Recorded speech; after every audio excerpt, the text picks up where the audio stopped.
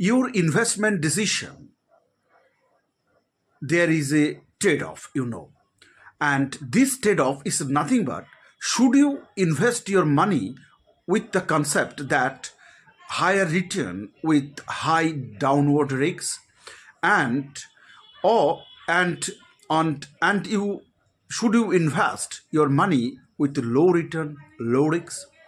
So here is the concept. Your money should be invested in the bank deposit or in the bonds.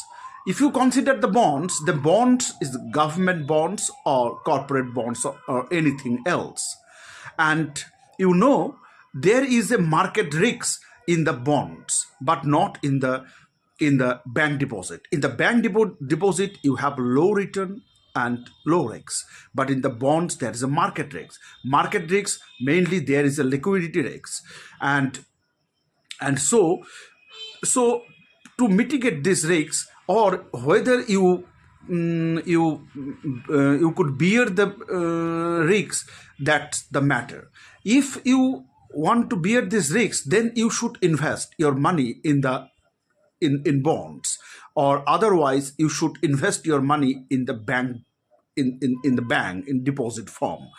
And in the market, if you consider the market risks, market is related with the bond in such a way that there is a interest rate, and if there is a interest rate, the bond increases, then the bond price will fall, and if interest rate falls, then the bond price will rise, and if interest rate is increases, then there is a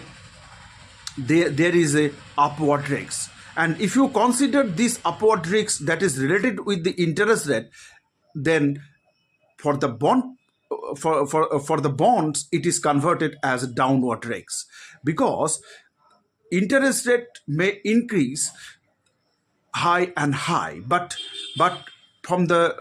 it could not fall unlimitedly, infinitely, because there is a downward bottom point. And or you can, in other sense, you can say that interest rate can never be low than the inflation rate. So there is no upper bound, and here is the point. And for this reason, you can gain from the interest rate